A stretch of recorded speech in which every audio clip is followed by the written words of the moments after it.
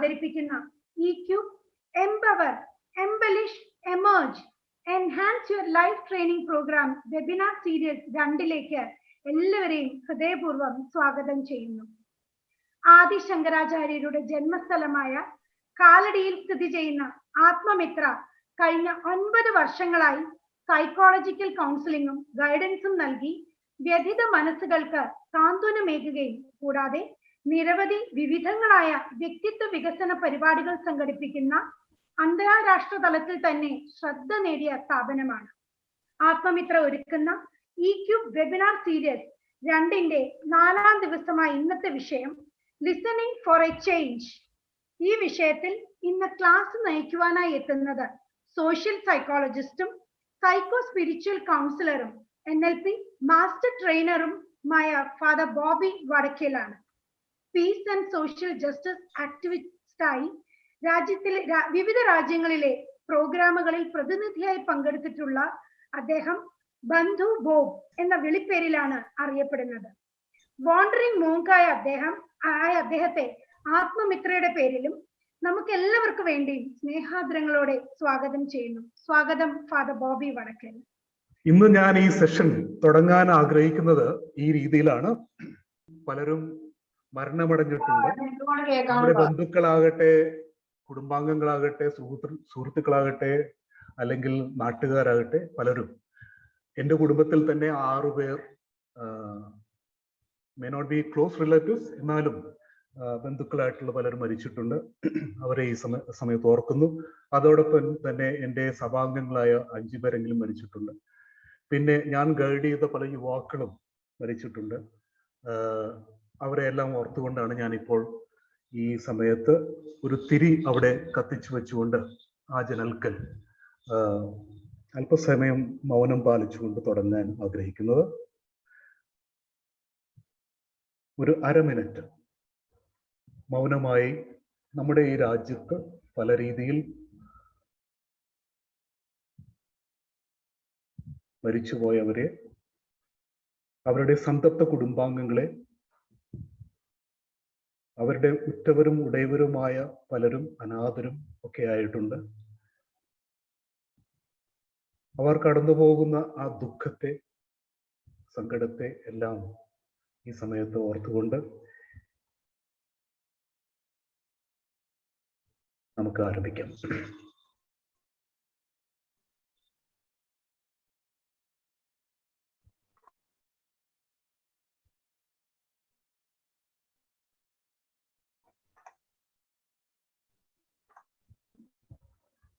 ഞാൻ ഇന്നത്തെ വിഷയമായിട്ട് എടുത്തിരിക്കുന്നത് ലിസണിംഗ് ഫോർ എ ചേഞ്ച്.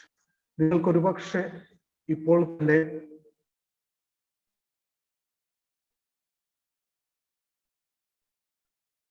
ഏകദേശം ഞാൻ എന്തുകൊണ്ടാണ് ഇതെടുത്തത്, വാക്കുകൾക്കകത്ത് പറഞ്ഞറിയിക്കാൻ കഴിയാത്ത പലതിലൂടെയും നമ്മുടെ ജനങ്ങൾ കടന്നു പോവുകയാണ്. അപ്പോൾ എന്താണ് ചെയ്യാൻ കഴിയുന്നത്? അവരെല്ലാം കേൾക്കാൻ ആരോട് പറഞ്ഞു, ഈശ്വരൻ നമുക്ക് 2 ചെവി.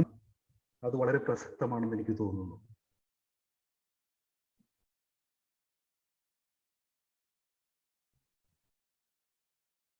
ഈ വിഷയം എടുത്തതിന് മറ്റൊരു കാരണം കൂടിയുണ്ട്. ഞാൻ പലരുടെയും വിലാപങ്ങളും സങ്കടങ്ങളും ആകുലതകളും ഒക്കെ കേൾക്കുന്നവനാണ് കൗൺസിലിംഗിന്റെ ഭാഗമായി.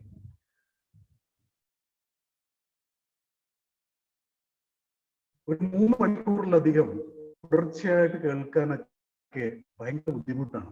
അപ്പോൾ ഞാൻ ആലോചിക്കുകയായിരുന്നു, നമ്മുടെ ഈ രാജ്യത്ത്, നമ്മുടെ ഈ ദേശത്ത്, നമ്മുടെ നാട്ടിലൊക്കെ ഹൃദയങ്ങളുണ്ട്. ഇവരെയൊക്കെ കേൾക്കുവാൻ ആർക്ക് കഴിയും? അതുകൊണ്ട് എനിക്ക് ഈശ്വരൻ ഏൽപ്പിച്ചു തന്നിരിക്കുന്ന ഈ ദൗത്യം നിങ്ങളുമായി കൂടെ പങ്കിടാൻ വേണ്ടിയാണ്, പങ്കുവെക്കാൻ വേണ്ടിയാണ് ഞാൻ ഈ വിഷയം എടുത്തിരിക്കുന്നത്. നിങ്ങൾക്കത് പിന്നീട് മനസ്സിലാവും എന്തുകൊണ്ട് ഞാൻ ഇങ്ങനെ പറഞ്ഞു വെച്ചു എന്നുള്ളത്. ഇനി ഞാൻ വിഷയത്തിലേക്ക് കടക്കുകയാണ്.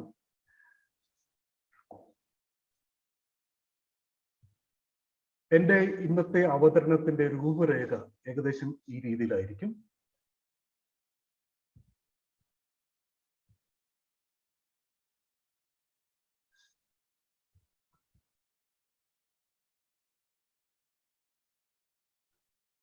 ഈ ക്ലിപ്പ്, വീഡിയോ ക്ലിപ്പ് നിങ്ങൾ ശ്രദ്ധാപൂർവം നോക്കുക, കാണുക.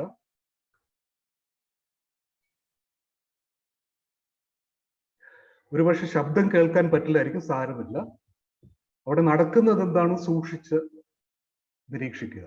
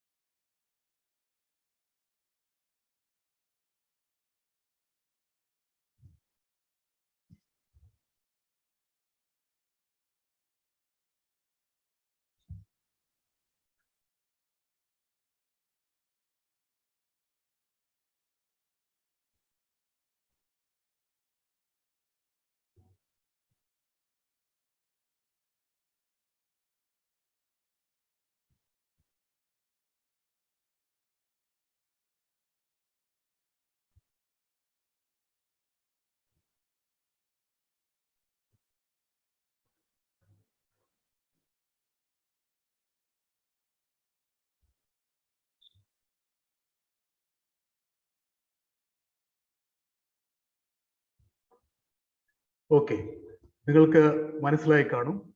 കാരണം ആംഗ്യഭാഷയിലൂടെ കമ്മ്യൂണിക്കേറ്റ് ചെയ്യുന്ന കാര്യങ്ങൾ വളരെ ശക്തിയേറിയതാണ്.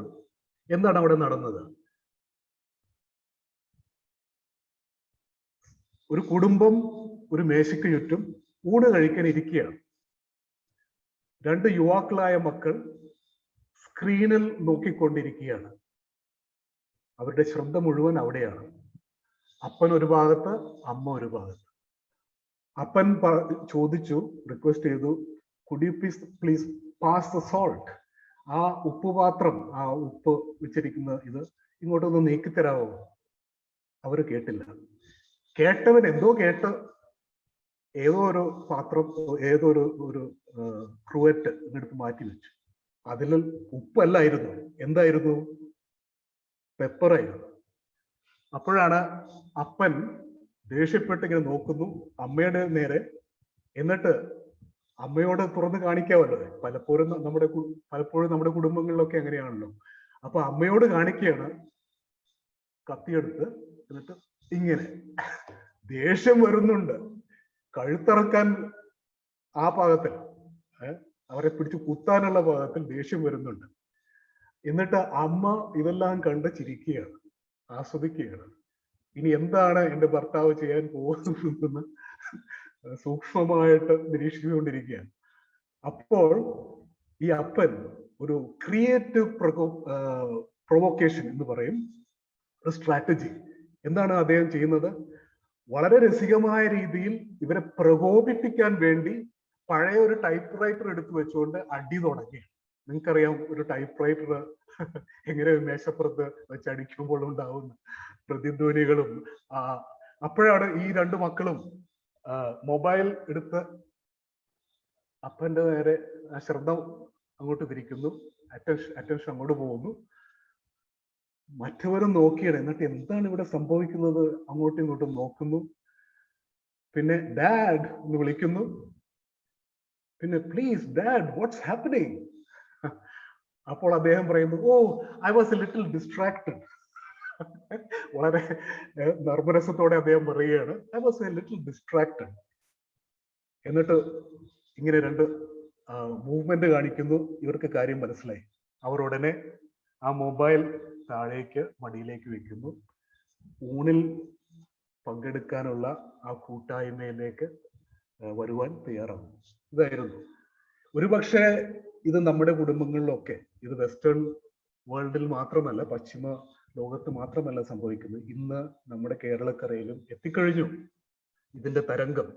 അപ്പോൾ പ്രശ്നം ഇതാണ്, എങ്ങനെയാണ് ഈ രീതിയിലുള്ള പോക്ക് എവിടെ ചെന്ന് അവസാനിക്കും എന്ന് പലരും ചോദിക്കുന്ന ഒരു സന്ദർഭമാണിത്. നോക്കുക, ഇവിടെ സംഭവിക്കുന്നത് എന്താണ്? അന്യോന്യം കേൾക്കുവാൻ, ചെവി കൊടുക്കുവാനുള്ള സന്നദ്ധതയില്ല. എന്നാൽ എല്ലാവരും പങ്കെടുക്കാൻ ആഗ്രഹിക്കുന്നത് ഒരു കാര്യത്തിൽ. അവിടെ ഇരിപ്പുണ്ട്, പക്ഷെ മനസ്സുകൾ എവിടെയൊക്കെയാണ്. ഇത് വളരെ വളരെ നമ്മളെയെല്ലാം വേദനിപ്പിക്കുന്ന ഒരു രംഗമായി പലയിടത്തും ഞാൻ കണ്ടു കഴിഞ്ഞു.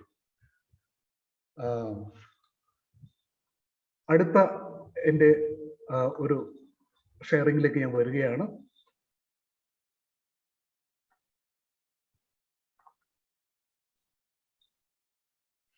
എൻ്റെ അമ്മൂമ്മയാണ് വാസ്തവത്തിൽ എന്നെ എങ്ങനെയാണ് ശ്രവിക്കേണ്ടത്, എങ്ങനെയാണ് ഈ രീതിയിലുള്ള ഒരു ബന്ധം പുലർത്തേണ്ടത് എന്ന് എന്നെ കാണിച്ചു തന്നത്. എൻ്റെ അമ്മൂമ്മ അധികം പഠിച്ചിട്ടില്ലാത്ത വ്യക്തിയാണ്. പക്ഷേ അമ്മൂമ്മ എങ്ങനെയാണ് വീട്ടിൽ വരുന്ന പ്രത്യേകിച്ചും ബെഗേഴ്സ്, ഒരിക്കലും പുള്ളിക്കാരത്തെ പിച്ചക്കാരെന്ന് പറയില്ല. ഞാൻ കൊച്ചുമകനായിട്ട് ഓടിച്ചെന്ന് അമ്മൂമ്മേ ആ പിച്ചക്കാരൻ വന്നിരിക്കുന്നു, അമ്മൂമ്മ എന്നെ തിരുത്തി പറയും, അയ്യോ അത് ധർമ്മക്കാരനാണ് മോനെ. ആ വാക്കുകൾ തന്നെ എന്നിൽ എന്തോക്കെ സൃഷ്ടിച്ചു. എന്നിട്ട് ഞാൻ ശ്രദ്ധാപൂർവം അമ്മൂമ്മയെ നോക്കുമ്പോൾ എന്താ ചെയ്യുന്നത്, വരാന്തയിൽ അവരോടൊപ്പം ഇരിക്കുന്നു. ഒരു കഞ്ഞിപ്പാത്രം കൊണ്ടുവന്ന് വെച്ചിട്ട് മുറ്റത്ത് നടന്ന് ഒരു പ്ലാവില ഫ്രഷായിട്ട് കഴുകിയെടുത്ത് അത് കുത്തി ഒരു സ്പൂൺ പോലെയാക്കി അവർക്ക് കൊടുത്തുകൊണ്ട് അവരോടൊപ്പം ഇരുന്ന് കുശലം പറയുന്നു, കുശലം അന്വേഷിക്കുന്നു. അവിടെ നിന്നാണ് എനിക്ക് സാമൂഹ്യ ബോധത്തിന്റെ ആദ്യ പാഠങ്ങൾ കിട്ടുന്നത്. എൻ്റെ അമ്മൂമ്മ അന്ന് 4 ഇപ്പോഴും എൻ്റെ വായിൽ വരുന്നത് അതാണ്, നോക്കണേ. അമ്മൂമ്മ 4 ധർമ്മക്കാരെ കണ്ടുമുട്ടിയെങ്കിൽ അന്ന് 4 ന്യൂസ് പേപ്പർ വർത്തമാന പത്രങ്ങൾ വായിച്ചതായിട്ട് ആണ് എനിക്ക് മനസ്സിലായത്. കാരണം എൻ്റെ അപ്പച്ചൻ HMTയിൽ നിന്ന് തിരികെ വരുമ്പോൾ അമ്മൂമ്മ പല കഥകളും പറയും. അവിടെ നടന്ന് ആലുവയിൽ ഇതുണ്ടായി, പറവൂർ അങ്ങനെ ഉണ്ടായിരുന്നു എന്ന് കേട്ടല്ലോ. എൻ്റെ അപ്പച്ചൻ ഓഫീസിൽ നിന്ന് വരുന്ന അപ്പച്ചൻ ആകെ ഞെട്ടിപ്പോവും. ഇതൊക്കെ എങ്ങനെ മനസ്സിലാക്കി? അപ്പോഴാണ് അതിന്റെ രഹസ്യം എനിക്കറിയാമായിരുന്നു. അമ്മൂമ്മ എന്ന് കുറച്ചുപേരെയൊക്കെ കണ്ടു, അവരോട് വർത്താനം പറഞ്ഞു, സമയം ചെലവഴിച്ചു, അവരുടെ കഥകളൊക്കെ കേട്ടു. ഇങ്ങനെയാണ് നോക്കണേ. ഇന്ന് ഞാൻ വേറൊരു രീതിയിൽ പറഞ്ഞാൽ അമ്മൂമ്മ 4 ചാനൽസ് കണ്ടു എന്ന് പറയാം. എന്നിട്ട് സമൂഹത്തെക്കുറിച്ചുള്ള ഒരു അവബോധം ആ സ്ത്രീക്ക് ഉണ്ടായിരുന്നു. എന്തൊരു വൈസ് വുമൺ ഷി വാസ്. ഇന്ന് ഞാൻ ഒരു സോഷ്യോളജിസ്റ്റ് ആയിട്ടൊക്കെ നോക്കുമ്പോൾ അമ്മൂമ്മ ചെയ്തിരുന്നത് പ്രിവിലേജ്ഡ് ഇൻഫോർമേറ്റേഴ്സിനെ കണ്ടുമുട്ടുകയും അവരിൽ നിന്ന് പല പല ഇൻഫർമേഷൻസ് ഗ്യാദർ ചെയ്യുകയും ഒക്കെയാണ് ചെയ്തിരുന്നത്. ഇനി ഈ കേൾവിയുടെ കാര്യം പറയുമ്പോൾ നമുക്ക് വിവേചിച്ചറിയാവുന്ന അറിയേണ്ട ചില കാര്യങ്ങളുണ്ട്. ഈ കേൾവി എന്ന് പറയുന്നത് നിസ്സാര കാര്യമല്ല. ഒരുപക്ഷെ നിങ്ങൾ ഓർത്തു കാണും, ഓ ഇതൊരു നാച്ചുറൽ എബിലിറ്റി അല്ലേ? അതെ, ശരിയാണ്. ജന്മനായുള്ള ഒരു വാസനയല്ലേ, ജന്മനായുള്ള കഴിവല്ലേ, ശരിയാണ്. എന്നാൽ ശ്രവിക്കുക എന്ന് പറയുന്നത് ഒരു സ്കില്ലാണ്. നമ്മൾ പഠിച്ചെടുക്കേണ്ട ഒരു സ്കില്ലാണ്. ഇതാണ് ഞാൻ എൻ്റെ അമ്മൂമ്മയിൽ നിന്നും മനസ്സിലാക്കിയത്.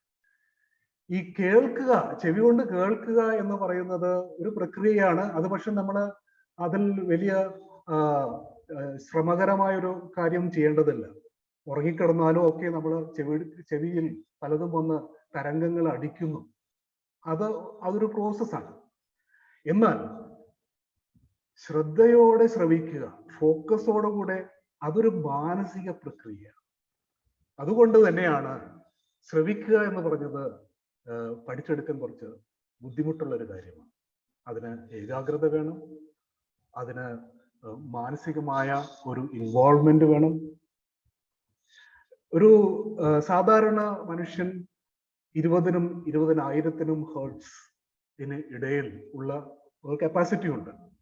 ആ റേഞ്ചിലുള്ള കപ്പാസിറ്റി ഉണ്ട്. പക്ഷേ നമ്മൾ ചെവിക്കൊള്ളുന്നത്, വേറൊരു വാക്ക് ഉപയോഗിച്ചാൽ ശ്രവിക്കുന്നത്, ശ്രദ്ധാപൂർവം കേൾക്കുന്നത് വളരെ ചുരുങ്ങിയ കാര്യങ്ങൾ മാത്രമാണ്.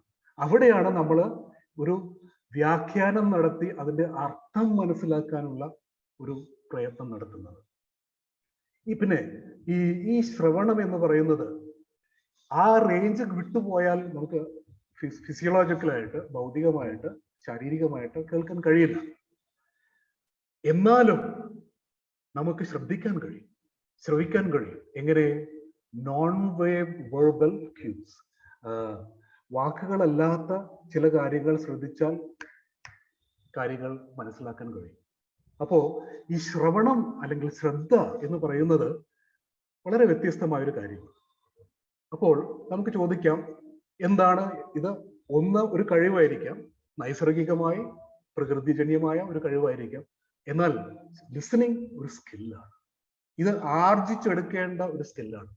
ഇത് മാതാപിതാക്കളും ഗുരുക്കന്മാരും സ്കൂളിലെ അധ്യാപകരും ഒക്കെ ശരിക്കും ട്രെയിൻ ചെയ്തെടുക്കേണ്ട ഒരു സ്കില്ലാണ്. നാച്ചുറലായിട്ട് ഉള്ള ഒരു ഹിയറിംഗ് അതൊരു പ്രാഥമികമായ ഒരു കാര്യമാണ്, എപ്പോഴും നടന്നുകൊണ്ടിരിക്കുന്ന ഒരു കാര്യമാണ്. എന്നാൽ ലിസണിങ്, ശ്രവിക്കുക എന്ന് പറയുന്നത് ഒരു സെക്കൻഡറി അല്ലെങ്കിൽ ടെമ്പററി ആയിട്ടുള്ള ഒരു കാര്യമാണ്. അതിന്റെ പ്രകൃതി അങ്ങനെയാണ്. ഞാൻ പറഞ്ഞു, അത് ശാരീരികവും ഭൗതികവുമായിട്ടുള്ള ഒരു പ്രക്രിയയാണ്. എന്നാൽ ശ്രവിക്കുക എന്ന് പറയുന്നതോ മാനസികമായ ഒരു പ്രക്രിയ. ആദ്യത്തേതിൽ ചില തരംഗങ്ങൾ നമ്മുടെ ചെവി പാടകളിൽ വന്ന് മുട്ടുന്നു എന്നുള്ളതാണെങ്കിൽ, അടുത്തത് അതിനെ എങ്ങനെ അർത്ഥപൂർണമായ രീതിയിൽ നമ്മൾ ഗ്രഹിക്കുന്നു എന്നതിനെ ആശ്രയിച്ചിരിക്കും. അപ്പോ ഈ പ്രക്രിയ എന്ന് പറയുന്നതിൽ ആദ്യത്തേത് വലിയ ശ്രമമൊന്നും കൂടാതെ നമ്മൾ കേട്ടിരിക്കുന്ന ശാരീരികമായ ഒരു പ്രക്രിയയാണെങ്കിൽ, മറ്റത് ആക്റ്റീവായിട്ട്, സക്രിയമായിട്ട്, സജീവമായിട്ട്, മാനസികമായിട്ടും ഇൻവോൾവ് ചെയ്യുന്ന ഒരു പ്രക്രിയയാണ്. ഈ കേൾക്കുന്നത്, ഹിയറിംഗ്, അതൊരു സബ്കോൺഷ്യസ് ഉപബോധ മനസ്സിന്റെ ആ തലത്തിൽ നടക്കുന്നു. അടുത്തതോ ലിസണിങ്, അതൊരു കോൺഷ്യസ് ലെവലിൽ നിങ്ങൾ ഒരു ഇന്റൻഷനോടുകൂടി ശ്രവിക്കുമ്പോൾ, ഏകാഗ്രത, ഫോക്കസ് കൊടുക്കുമ്പോൾ മാത്രമേ ആ ബോധപൂർവമായുള്ള ആ ഗ്രഹണം ഉണ്ടാവുന്നുള്ളൂ. ആദ്യത്തേതിൽ ഹിയറിംഗിൽ ചെവി കൊടുക്കുക, ചെവിയിൽ കേൾക്കുക എന്നുള്ള ഒറ്റ പ്രക്രിയ മാത്രമേ ഉള്ളൂ എങ്കിൽ, ലിസണിങ്ങിൽ അതിലധികം പല കാര്യങ്ങൾ ചേർന്നതാണ്.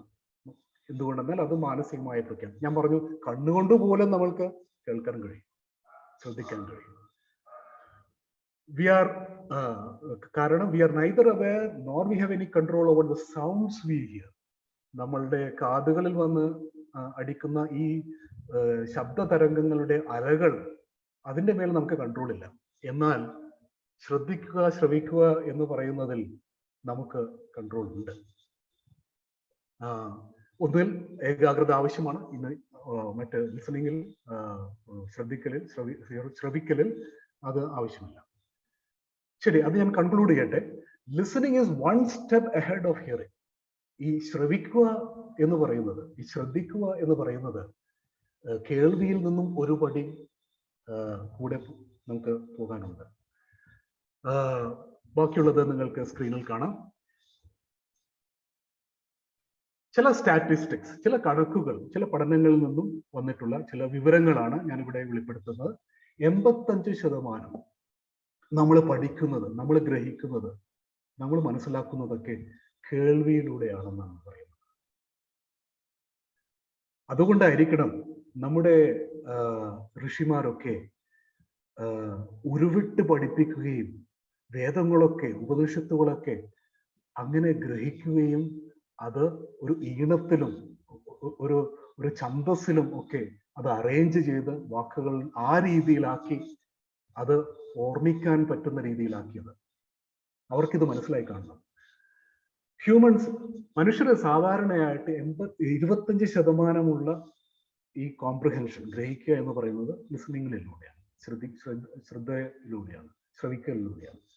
In a typical business day, നമ്മളൊക്കെ വ്യാപൃതരായിട്ടുള്ള പല രംഗങ്ങളിലും നോക്കാം, എത്ര ശതമാനമാണ് നമ്മുടെ സമയം കേൾക്കുവാൻ വേണ്ടി നമ്മൾ ഉപയോഗിക്കുന്നത് നോക്കുക. ഇവിടെ പറയുന്നു 45%. എത്ര സമയം നമ്മൾ സംസാരിക്കാനോ ഉപയോഗിക്കുന്നു? 30%. വായിക്കാനോ 16%. എന്നാൽ ഇന്നത്തെ കാലത്ത് എനിക്ക് തോന്നുന്നു ഇത് അല്പം മാറ്റേണ്ടി വരുമെന്ന്. 9% മാത്രമേ നമ്മൾ റൈറ്റിംഗ്, എഴുതാനായിട്ട് ഉപയോഗിക്കുന്നുള്ളൂ. ഇനി മറ്റൊരു റെവലേഷൻ, ഒരു വെളിപാടാണത്.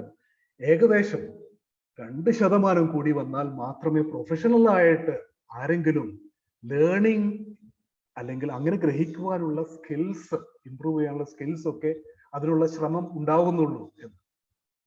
ഇനി പെർസെൻറ്റേജ് ഓഫ് കമ്മ്യൂണിക്കേഷൻ നോക്കാം. റൈറ്റിംഗ് എന്ന മോഡ് ഓഫ് കമ്മ്യൂണിക്കേഷൻ, എഴുതുക എന്നുള്ള അത് ആർജിച്ചെടുക്കാൻ, അതിൽ പ്രവീണത ഉണ്ടാക്കാൻ, ആ പാഠകം കിട്ടാൻ 12 വർഷം വേണ്ടിവരും. പെർസെൻറ്റേജ് ഓഫ് ടൈം യൂസ്ഡ്, എത്ര സമയം അതിൽ ഉപയോഗിക്കുന്നു? 9%. വായിക്കാനോ 6 മുതൽ 8 വർഷം. Percentage of time used 14%. സംസാരിക്കാനോ 1 to 2 years. നിങ്ങൾക്കറിയാം, കൊച്ചുകുട്ടികളൊക്കെ സംസാരിക്കുന്നതും ഒക്കെ, അതിനുപയോഗിക്കുന്ന സമയമോ 30%. ലിസണിങ് വളരെ ഇൻട്രസ്റ്റിംഗ് ആണ്, രസകരമായ ഒരു വെളിപാടാണത്. 0 to very few years. 45% കേൾവിക്ക്, അതിലധികമായി ശ്രദ്ധപൂർവം ശ്രവിക്കുന്നത്. ഇനി I am just putting 10 steps of good listening. ഇത് എല്ലാവർക്കും അറിയാവുന്ന ഒരു കാര്യമാണ്. Just in passing I am just putting it. നിങ്ങൾക്ക് പെട്ടെന്ന് ഗ്രഹിക്കാവുന്ന രീതിയിൽ ഉള്ള വളരെ സിമ്പിൾ ആയിട്ടാണ് ഞാൻ എത്തിയിരിക്കുന്നത്. ശരിക്കും നന്നായിട്ട് നമുക്കൊരു ഈ ശ്രദ്ധ എന്ന് പറയുന്ന, ഈ ശ്രവിക്കുക എന്ന് പറയുന്ന സ്കില്ല് ഉണ്ടാകണമെങ്കിൽ face the speaker, maintain the eye contact. കാരണം ഞാൻ പറഞ്ഞു, വാക്കുകൾ മാത്രമല്ല, അയാൾ ആശയവിനിമയം ചെയ്യുന്നത് ബോഡി ലാംഗ്വേജ് കൂടിയും ഒക്കെയാണ്, ആ ടോണാലിറ്റിയും ഒക്കെയാണ്, പിന്നെ ഐ മൂവ്മെന്റ്സ്, ഇതൊക്കെയാണ്. ബി അറ്റൻറ്റീവ്, ആ ഫോക്കസ് കൊടുക്കാൻ നമ്മൾ റിലാക്സ്ഡ് ആയിട്ടിരിക്കണം. അല്ലെങ്കിൽ വ്യാപൃതരായിട്ട് മറ്റെന്തോ കാര്യങ്ങളിൽ, അല്ലെങ്കിൽ വേറെ ഒരു ഉദ്ദേശത്തോടു കൂടെ ഒരു ഹിഡൻ അജണ്ടയൊക്കെ വെച്ചാണെങ്കിൽ നമുക്ക് ശ്രദ്ധിക്കാനുള്ള കഴിവ് നഷ്ടപ്പെടും. ഓപ്പൺ മൈൻഡ്, വളരെ തുറന്ന മനസ്സോടുകൂടെ അപ്രോച്ച് ചെയ്യുക. പിന്നെ വാക്കുകൾ ശ്രദ്ധിക്കണം, സത്യമായി ശരിയായിട്ടും. എന്നാൽ ആ വാക്കുകൾക്ക് പിന്നിലുള്ള ചില ചിത്രങ്ങളുണ്ട്. അയാൾ ഒരു ചിത്രകാരനായിട്ട് ആ വാക്കുകളിലൂടെ ചിത്രീകരിക്കുന്ന ചില രംഗങ്ങളും ചില ആശയങ്ങളും ഒക്കെ ഗ്രഹിക്കാൻ വളരെ സഹായകമായിരിക്കും. നല്ലൊരു ശ്രദ്ധയ്ക്ക്. Don't interrupt. ഇയാള് ഈ സംസാരിക്കുന്നയാളെ ഇന്ററപ്റ്റ് ചെയ്യാതെ നമ്മുടെ അതായ ചില ആശയങ്ങൾ അടിച്ചേൽപ്പിക്കാതെ ശ്രദ്ധിച്ചാൽ അത് നമ്മുടെ ലിസണിങ് സ്കില്ലിനെ ഷാർപ്പൺ ചെയ്യാൻ സഹായിക്കും. 6ാമതായി, wait for the speaker to pause. ചോദ്യങ്ങൾ ചോദിക്കാൻ. നമുക്കറിയാം, ഈ ഡിബേറ്റിൽ, ടിവിയിലൊക്കെ നടക്കുന്ന ഡിബേറ്റിൽ എന്തൊരു ബഹളമാണ്, ഒരു ചന്തയാണ് അവിടെ, അല്ലെ? ഒരാൾ പറഞ്ഞു തീർന്ന് എന്താണെന്ന് ഒന്ന് അതിനുള്ള പേഷ്യൻസ്, അതിനുള്ള ആ ക്ഷമയില്ല. അതിനു മുമ്പേ ചോദ്യശരങ്ങളും ഒക്കെ ആയിട്ട്. Ask questions only to ensure understanding. മനസ്സിലാക്കാനായിട്ട് ചോദിക്കും. തർക്കിക്കാനും ഒക്കെയുള്ള ആ ഒരു പ്രവണത നമ്മൾ വളരെയധികം ഉണ്ട്, പ്രത്യേകിച്ചും നമ്മുടെ മലയാളികൾ. Step 8, try to feel what the speaker is feeling. അതിലേക്ക് ഞാൻ കൂടുതലായിട്ട് പിന്നീട് ഞാൻ അത് ഡീൽ ചെയ്യുന്നതാണ്. Step 9, give the speaker regular feedback. അതിലൂടെയാണ് ആ വ്യക്തിക്ക് നിങ്ങൾ ഗ്രഹിച്ചോ, നിങ്ങൾക്ക് മനസ്സിലായോ, അത് ഇനിയും എങ്ങോട്ട് പോകണം, ഏതാശയങ്ങളാണ് ഇനി പറയേണ്ടത് എന്നൊക്കെ അയാൾക്ക് സഹായകമാകാനുള്ളത് ഫീഡ്ബാക്ക് കൊടുക്കുമ്പോഴാണ്. 10ാമത്തേത്, pay attention to what is unsaid. ഇത് വലിയൊരു കാര്യമാണ്. അയാൾ പറഞ്ഞു വെക്കാത്ത പലതും പറയുന്നുണ്ട്. വാക്കുകളല്ലാത്ത ഭാഷയിൽ, ആംഗ്യ ഭാഷയിലാണ്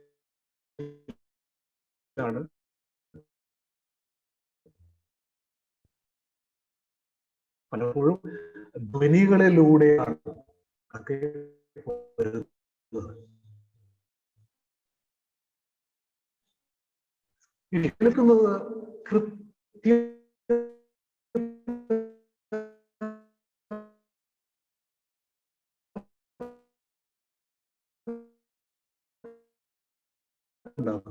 ഞാനൊരു തമാശ കഥ പറയുകയാണ്. ഒരിക്കൽ ശരീരത്തിലുള്ള അവയവങ്ങളെല്ലാം ഒരു സമ്മേളനം വെച്ചു. ഈ എന്തിനാ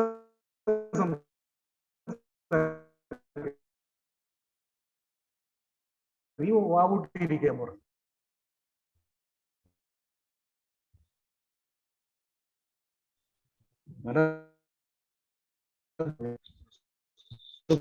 ടോക്സിക്, നമ്മുടെ ശരീരം മുഴുവൻ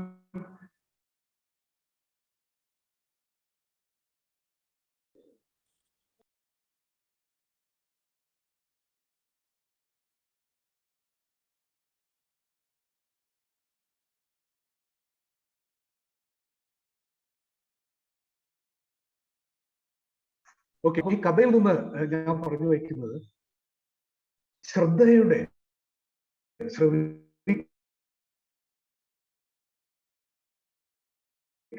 തന്നെന്നും ഈ മലദ്വാരം അവൻ വൃത്തികെട്ട പണിയുന്നവനാണ് എന്നും കഥയൊന്ന് ആവർത്തിക്കുവോ? കാണുകയും അവനെ സ്വീകരിക്കാതിരിക്കുകയും. ബോബിയച്ച കഥയൊന്ന് ആവർത്തിക്കുവോ? Okay okay. അപ്പോൾ ഞാൻ ആദ്യത്തെ പോയിന്റ് കൃത്യമായി പറയാനാണ് ഈ കഥ ഉപയോഗിക്കുന്നത്. ശരീരത്തിലെ അവയവങ്ങളെല്ലാം ഒരിക്കലും സമ്മേളനം കൂടി എന്തോ പ്രശ്ന പരിഹാരത്തിനായിട്ട് അവർ അങ്ങോട്ടും ഇങ്ങോട്ടൊക്കെ കൺസൾട്ട് ചെയ്യാൻ തുടങ്ങി.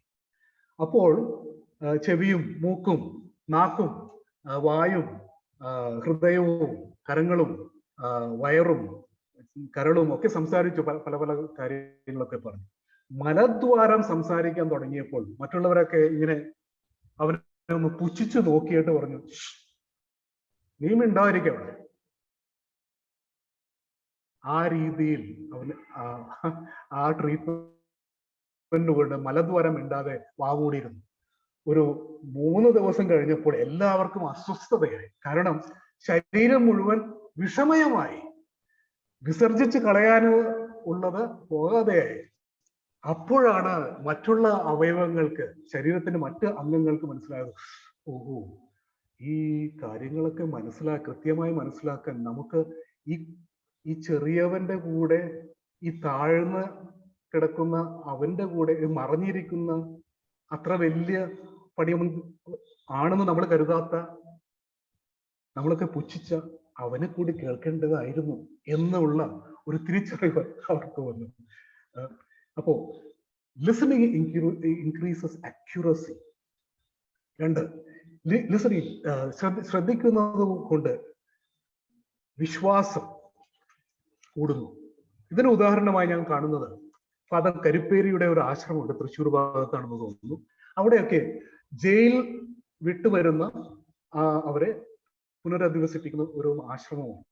അവിടെ ഞാൻ ചെന്നപ്പോൾ, എൻ്റെ ഒരു വിദ്യാർത്ഥിയെ കൊണ്ട് ചെന്നപ്പോൾ, അവിടെ ഒന്നും പൂട്ടി വെക്കില്ല, അലമാര പൂട്ടി വെക്കില്ല, മേശയുടെ വലിപ്പൊന്നും പൂട്ടി വെക്കില്ല, വാതിലുകൾ എപ്പോഴും തുറന്നിട്ടിരിക്കും.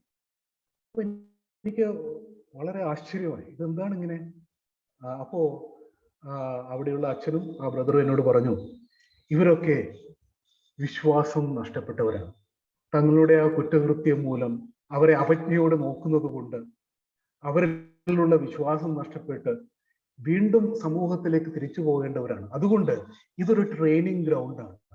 അന്യോന്യം വിശ്വാസ്യതയോടെ അങ്ങോട്ടും ഇങ്ങോട്ടും അംഗീകരിക്കാനും.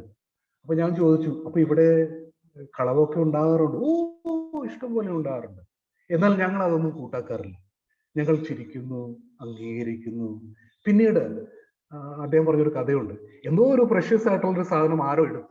അയാൾക്ക് സംതൃപ്തി വന്നു കഴിഞ്ഞപ്പോൾ അത് തിരിച്ചു കൊണ്ടുപോയി അച്ഛൻ്റെ കൈ കൊടുത്തു. അച്ഛോ, ഞാൻ ഇത് എടുക്കാൻ ഇടയായി, ഇപ്പൊ എനിക്ക് മതിയായി, എടുത്തു. ഹൃദയങ്ങളെ മനസ്സിലാക്കി ശ്രവിച്ച ആ അച്ഛൻ്റെയും അവിടുത്തെ ആ ബ്രദറിന്റെയും മുമ്പിൽ ഞാൻ കൈകൂപ്പി. ഓ, ഇങ്ങനെ ഒരു സ്ഥലത്ത് ഞാൻ ആദ്യമായിട്ടാണ് വരുന്നത്. Listening improves trust, confidence. 3-മതായി, ഈ ശ്രദ്ധാപൂർവം ശ്രവിക്കുന്നതിലൂടെ ഉണ്ടാവുന്നതാണ് എന്താണ്? ഒരു യൂണിറ്റി, ഐക്യത ഉണ്ടാവുന്നു, ഒരു ഹാർമണി ഉണ്ടാവുന്നു. ഞാൻ ഇത് പഠിച്ചത് ആദിവാസികളുടെ കയ്യിൽ നിന്നാണ്. മധ്യപ്രദേശിൽ, ഇന്നിപ്പോ ഛത്തീസ്ഗഡ് ആയിരിക്കണം, ജശ്പൂർ ജില്ലയിൽ ഉറാവ് വർഗത്തിലുള്ളവരുടെ അടുത്ത് ആ ഗ്രാമങ്ങളിലൊക്കെ പോകുമ്പോൾ അവർ ചെയ്യുന്നൊരു കാര്യമുണ്ട്. വളരെയധികം ചർച്ച ചെയ്ത് അവസാന രാത്രി വരെയൊക്കെ അങ്ങ് പോകും. ഒരു കൊച്ചുകുട്ടിയുടെ കാര്യങ്ങൾ പോലെ അവർ കേൾക്കും. എന്നിട്ട് ഒരു കൺസെൻസസിൽ വരും. ഒരു അംഗീകരിക്കപ്പെടാൻ പറ്റുന്ന രീതി, എല്ലാവർക്കും അംഗീകരിക്കപ്പെടാവുന്ന ഒരു കാര്യത്തിലേക്ക് വരുമ്പോൾ ഒരു തീരുമാനം അവരെടുക്കും. അപ്പോഴാണ് എനിക്ക് മനസ്സിലായത് എന്തുകൊണ്ട് ഈ കൂട്ടായ്മ, എന്തുകൊണ്ട് ഈ സമൂഹത്തിൽ ഇത്രമാത്രം ഒരുമയുള്ളത്. ഇനി പലരും ജോലിക്കാരൊക്കെയാണ്, ബിസിനസ്സുകാരൊക്കെ ഉണ്ടായിരിക്കാം. ലിസണിങ്, ഈ ശ്രദ്ധിക്കുന്നത് മൂലം ഉൽപാദനക്ഷമത കൂടുന്നു. ഞാനിത് പഠിച്ചത് ഇലക്ട്രോണിക് സിറ്റിയിൽ ജോലി ചെയ്യുന്ന, സീമെൻസ് കമ്പനിയിൽ ജോലി ചെയ്യുന്ന സിദ്ധേഷിൽ നിന്നാണ്.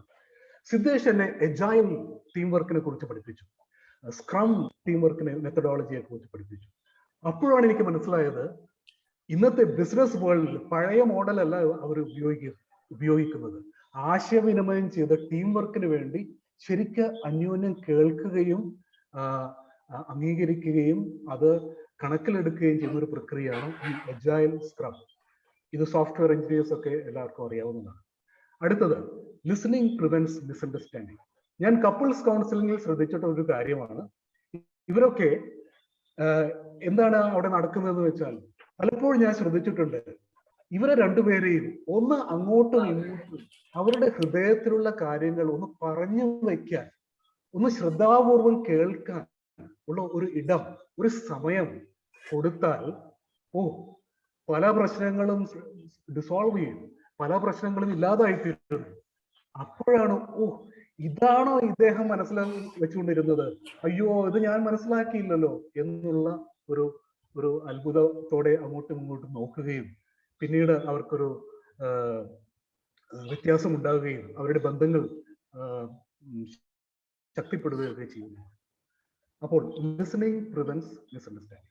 ഇനി അടുത്തത്, ശ്രദ്ധാപൂർവം ശ്രവിക്കുമ്പോൾ പലപ്പോഴും സംഘടനകളിലൊക്കെ കാണാം എങ്ങനെയുള്ള നേതൃത്വമാണ് അവരെ നയിക്കാൻ കൽപ്പുള്ളവർ. അവർക്ക് വലിയ ദർശനങ്ങൾ ഉണ്ടായിരിക്കാം, പക്ഷെ ആ ദർശനങ്ങൾ, ആ കാഴ്ചപ്പാടുകൾ പങ്കുവയ്ക്കപ്പെടണം. അതിന് നിങ്ങളുടെ ഒരു ആശയം വെച്ചിട്ട് വീണ്ടും അവരുടെ ഇടയിൽ, ജനങ്ങളുടെ ഇടയിൽ, ആ സംഘടനയുടെ അംഗങ്ങൾക്കിടയിൽ നടക്കുന്ന അവരുടെ മനസ്സിൽ അവർ നേരിടുന്ന പ്രശ്നങ്ങളൊക്കെ കേൾക്കുകയും അതിനെ ഒന്ന് പുനഃസംഘടിപ്പിക്കുകയും വീണ്ടും ആ ആശയത്തെ വീണ്ടും ക്രോഡീകരിക്കുകയും അവരുടേത് കൂടെ ഉൾപ്പെടുത്തി ചെയ്യുകയൊക്കെ ചെയ്യുമ്പോഴാണ് കുടുംബനായകന്മാരും സമൂഹത്തിലുള്ള നായകന്മാരും നമ്മുടെ രാഷ്ട്രീയ നേതാക്കളും ഒക്കെ വിജയം വരിക്കാൻ കെൽപ്പുള്ളവരാകും. ഞാൻ ഒരു ഉദാഹരണം ഉടനെ നിങ്ങൾക്ക് തരുന്നു. അടുത്തതായിട്ട് അവസാനമായിട്ട് ഇന്നത്തെ നമ്മുടെ ഈ കോവിഡ് ക്രൈസിസ് നോക്കിയാൽ, ഇന്നത്തെ ഈ പ്രശ്നം നമ്മൾ കടന്നു പോകുന്ന ഈ പരിസ്ഥിതി നോക്കി എന്തുകൊണ്ടാണത്, എന്തെല്ലാം നഷ്ടങ്ങൾ ഉണ്ടാകുന്നു, സമയ നഷ്ടം, വരുമാന നഷ്ടം, ഇതൊക്കെ ഉണ്ടാകുന്നത് എന്തുകൊണ്ടായിരുന്നു? പലപ്പോഴും നമ്മുടെ ശാസ്ത്രജ്ഞന്മാരും മറ്റും പറഞ്ഞു വച്ചിട്ടുള്ള കാര്യങ്ങൾ ശ്രവിക്കാൻ നമ്മുടെ കോടതികൾക്ക് അന്ന് കഴിഞ്ഞില്ല, ഇപ്പോൾ കഴിയുന്നുണ്ടായിരിക്കാം. നമ്മുടെ രാഷ്ട്രീയ നേതൃത്വത്തിനോ പാർട്ടികൾക്കോ അതുപോലെ തന്നെ ഈ സമൂഹത്തിനോ ഒന്നും കഴിഞ്ഞില്ല. അതുകൊണ്ടാണ് ഇന്നത്തെ ഇത് ഉണ്ടാകുന്നത്. അപ്പോൾ ശ്രദ്ധിക്കൽ ഇതിന്റെ പ്രാധാന്യം എന്താണെന്ന് നിങ്ങൾക്ക് മനസ്സിലായി. ഇനി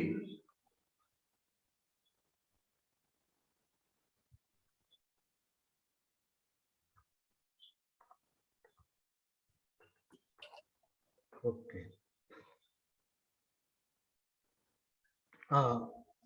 കഴിഞ്ഞ നൂറ്റാണ്ടിലെ ഏറ്റവും ഇൻഫ്ലുവൻഷ്യൽ എന്ന് ഞാൻ പറയില്ല, ഏറ്റവും ഇമ്പോർട്ടൻ്റ് എന്ന് പറയില്ല, പക്ഷെ ഏറ്റവും ഇമ്പാക്ട്ഫുൾ, ഏറ്റവും കൂടുതൽ ഇമ്പാക്റ്റ് ഉണ്ടാക്കാൻ കഴിഞ്ഞ, ഏറ്റവും കൂടുതൽ സമൂഹത്തിലും ലോകമെമ്പാടും ഒരു വ്യതിയാനം ഉണ്ടാക്കാൻ കഴിഞ്ഞ, ഒരു മാറ്റം ഉണ്ടാക്കാൻ കഴിഞ്ഞ ഒരു നേതാവായിരുന്നു പോപ്പ് ജോൺ 23. അദ്ദേഹം പറയുന്ന ചില കാര്യങ്ങൾ അവിടെ സ്ക്രീനിൽ കാണാം. ഇറ്റ് ഓഫൺ ഹാപ്പൻസ്, ഞാൻ രാത്രി എഴുന്നേൽക്കുമ്പോൾ ചില പ്രശ്നങ്ങളൊക്കെ മനസ്സിൽ വെച്ചുകൊണ്ട്, വളരെ സീരിയസ് ആയിട്ടുള്ള കാര്യങ്ങളൊക്കെ മനസ്സിലെടുത്തുകൊണ്ട് ഇതിനെക്കുറിച്ചൊരു തീരുമാനമെടുക്കാൻ ഞാൻ പോപ്പിനോട് പറയണം. അത് കഴിഞ്ഞ് ഉറക്കം എഴുന്നേൽക്കുമ്പോൾ ഇദ്ദേഹം മനസ്സിലാക്കി, ഞാനാണല്ലോ പോപ്പ്. ഇത് രസീയമായ രീതിയിൽ വളരെ തമാശപൂർവ്വം അദ്ദേഹം പറഞ്ഞ കാര്യമാണ്. ഇത് ധ്വനിപ്പിക്കുന്ന ഒരു കാര്യമുണ്ട്, ഞാൻ അത് പിന്നീട് വരാം. പിന്നെ പ്രാർത്ഥനയുടെ കാര്യത്തിൽ വളരെ വ്യത്യസ്തമായ ഒരു ചിന്താഗതിയാണ് അദ്ദേഹത്തിന് ഉണ്ടായിരുന്നത്. അദ്ദേഹം പറയുന്നത് മനസ്സും ഹൃദയവും ഒക്കെ ദൈവത്തിങ്കിലേക്ക് ഉയർത്തുകയാണ് പ്രാർത്ഥന. ഈ വാക്പ്രഹരം കൊണ്ട് ചിലത് നേടിയെടുക്കാനുള്ള നമ്മുടെ പള്ളികളിലും ധ്യാനക്കൂട്ടങ്ങളിലും ഒക്കെ നടക്കുന്ന കാര്യങ്ങളുണ്ടല്ലോ, അതല്ല പ്രാർത്ഥന.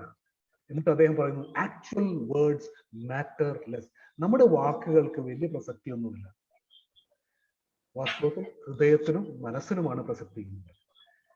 അദ്ദേഹം പോപ്പായത് 1958 ആദ്യം പറഞ്ഞ കാര്യം ഇതാണ്, I am Joseph your brother. ഞാൻ ജോസഫാണ്, നിങ്ങളുടെ സഹോദരനാണ് എന്നാണ്. അദ്ദേഹത്തിന്റെ ഒരു അപ്രോച്ച്, ഒരു മനോഭാവമുണ്ട്. അദ്ദേഹം എഴുതിയതാണ്, പറഞ്ഞതാണ്, see everything, overlook a great deal, correct a little. അത് തന്നെയാണ് 63 അദ്ദേഹം മരിക്കുന്നതിന് മുമ്പ് അദ്ദേഹം ചെയ്തു വെച്ചത്. അദ്ദേഹം എല്ലാം ശ്രദ്ധാപൂർവം നോക്കിക്കണ്ടു, മനസ്സിലാക്കി, ശ്രവിച്ചു. എന്നിട്ട് പലതും അങ്ങ് പോട്ടെ എന്ന് വെച്ചു. എന്നിട്ട് ചിലതെടുത്ത് മാറ്റങ്ങൾക്ക് ഉള്ള ചില സ്റ്റെപ്പുകൾ, ചില ചവിട്ടുപടികൾ അദ്ദേഹം എടുത്തു വെച്ചു. അതുകൊണ്ട് കത്തോലിക്ക സഭയ്ക്കുണ്ടായ മാറ്റങ്ങളെ കുറിച്ച് നിങ്ങൾക്കറിയാവുന്നതാണ്. അപ്പോൾ വളരെ സിമ്പിൾ, വളരെ ലളിതമായിട്ടും എന്നാൽ പ്രാധാന്യമേറിയതുമായ ചില മാറ്റങ്ങൾ അദ്ദേഹം ഉണ്ടാക്കി. അദ്ദേഹം എപ്പോഴും ചെയ്യുന്ന ഒരു കാര്യം ഈ ശ്രദ്ധിക്കുവാനായിട്ട് തൻ്റെ ആ വത്തിക്കാനിലെ പേപ്പൽ പാലസിൽ നിന്നും അദ്ദേഹം പുറത്തു കടന്ന് പാരിഷ്, അവിടെയുള്ള ഇടവകകൾ, ആശുപത്രികൾ, പ്രിസൺസ്, കാരാഗൃഹങ്ങളൊക്കെ അദ്ദേഹം വിസിറ്റ് ചെയ്തു. ഒരിക്കലും ഭയപ്പെടുന്നവനായിരുന്നില്ല, കേൾക്കാൻ ധൈര്യമുള്ളവനായിരുന്നു അദ്ദേഹം. എന്നിട്ട് അദ്ദേഹം ചെയ്തൊരു കാര്യം, 500 വർഷങ്ങൾക്ക് മുമ്പ് ഈ പോപ്പ് എന്ന് പറയുമ്പോൾ എല്ലാവരും പുണ്യവാന്മാരൊന്നും ആയിരുന്നില്ല. വളരെ ഹിപ്പോക്രിറ്റ് ആയിരുന്ന ഒരു ഇമ്പോസ്റ്റർ ആയിരുന്ന ഒരു പോപ്പ് ഉണ്ടായിരുന്നു. അദ്ദേഹത്തിന്റെ പേരാണ് ഇദ്ദേഹം എടുത്തത്. രസികമായ ഒരു യാഥാർത്ഥ്യമാണത്. അദ്ദേഹം വളരെയധികം പ്രയത്നിച്ച ഒരു കാര്യം ഇതാണ്. രാഷ്ട്രങ്ങൾ തമ്മിൽ, മതങ്ങൾ തമ്മിൽ ഒക്കെ പാലങ്ങൾ പണിയുക, അങ്ങോട്ടും ഇങ്ങോട്ടും ആശയവിനിമയം ചെയ്ത് നല്ല കാര്യങ്ങൾ ഗ്രഹിക്കുകയും അംഗീകരിക്കുകയും വളരുവാനും ചെയ്യുന്ന കാര്യത്തിൽ അദ്ദേഹം ക്യൂബൻ മിസൈൽ ക്രൈസിസിന്റെ സമയത്ത് ക്രൂഷ്ചേവന് പോലും ലെറ്റർ എഴുതിയിട്ടുള്ള വ്യക്തിയാണ്. അങ്ങനെയാണ് വാസ്തവത്തിൽ അമേരിക്കയും സോവിയറ്റ് യൂണിയനും തമ്മിൽ ഒരു യുദ്ധത്തിലേക്ക് പോവാതെ അദ്ദേഹം രക്ഷപ്പെടുത്തിയത്. ഇനി എൻ്റെ ഒരു വലിയ ഉദ്ദേശത്തിലേക്ക് ഞാൻ വരികയാണ്. രാസ മെത്തേഡ് എന്നാണ് ഞാൻ ഇതിനെ പറയുന്നത്, അല്ലെങ്കിൽ രസ മെത്തേഡ്. കൗൺസിലിൽ ചെയ്യുന്നത് ഇതാണ്. നമ്മൾ ആദ്യം ആ വ്യക്തിയെ സ്വാഗതം ചെയ്യുന്നു, അല്ലെ? സ്വാഗതം ചെയ്ത് നല്ല രീതിയിൽ അയാളെ ഇരുത്തുന്നു, അവരെ കേൾക്കാൻ നമ്മൾ തയ്യാറാവുന്നു. ആ ശ്രദ്ധാപൂർവം കേൾക്കുമ്പോൾ ചെയ്യേണ്ട ഒരു കാര്യം, ആ വ്യക്തിയെ അപ്രിഷ്യേറ്റ് ചെയ്യുക, ആ വ്യക്തിയെ ബഹുമാനപൂർവം, ആദരപൂർവം കേൾക്കുക, ശ്രദ്ധിക്കുക. എന്നിട്ട് അത്രയും ചെയ്താൽ നിങ്ങൾ 75% കൗൺസിലിംഗ് ചെയ്തു കഴിഞ്ഞു. എല്ലാവരും പറയുന്നത് listening is the most important part of counselling. ശ്രദ്ധാപൂർവം കേൾക്കുക എന്ന ഒരു വ്യക്തിക്ക് നിങ്ങൾക്ക് ചെവി കൊടുക്കാൻ കഴിഞ്ഞാൽ 75% കൗൺസിലിംഗ് നടന്നു. നിങ്ങളൊക്കെ ഇത് ചെയ്യുന്നുണ്ട്. വാസ്തവത്തിൽ നമ്മുടെ സാധാരണ ജീവിതത്തിൽ പലതും ഇങ്ങനെ നടക്കുന്നുണ്ട്.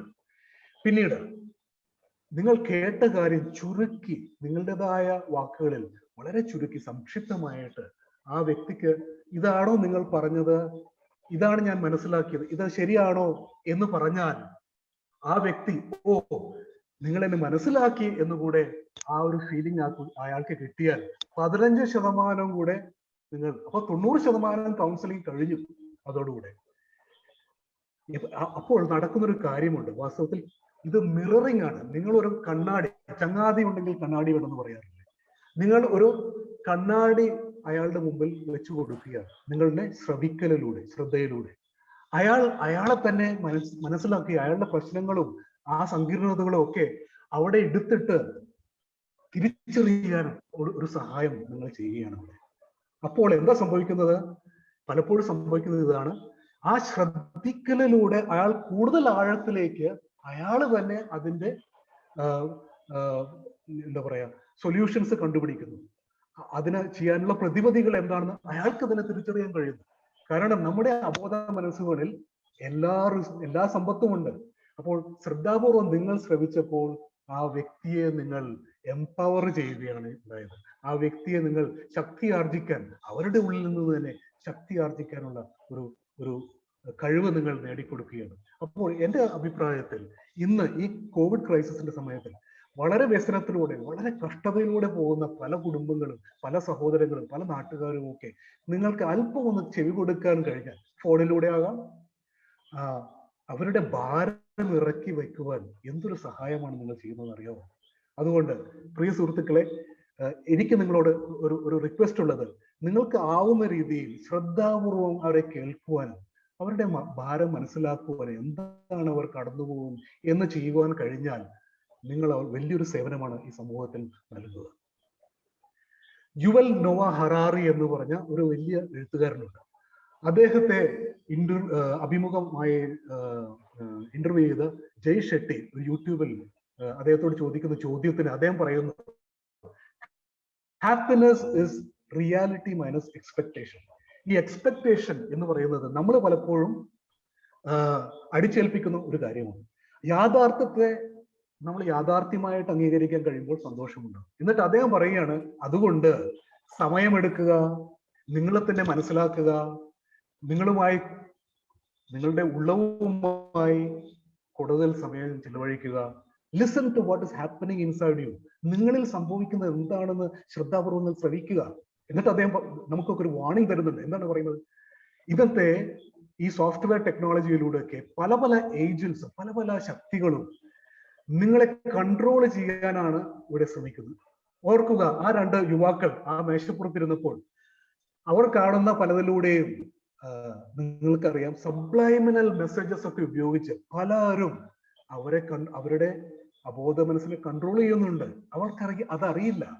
അപ്പോൾ ഇങ്ങനെയുള്ള പല കാര്യങ്ങളും നമ്മുടെ ഇടയിൽ നടക്കുന്നുണ്ട്, നമ്മൾക്കറിയില്ല.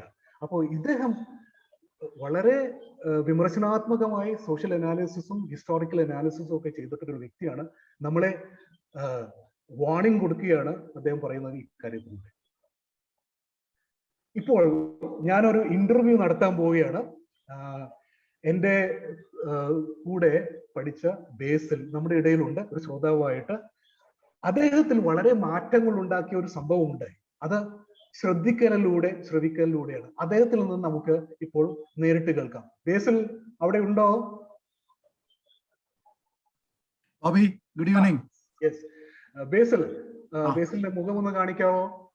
തീർച്ചയായിട്ടും.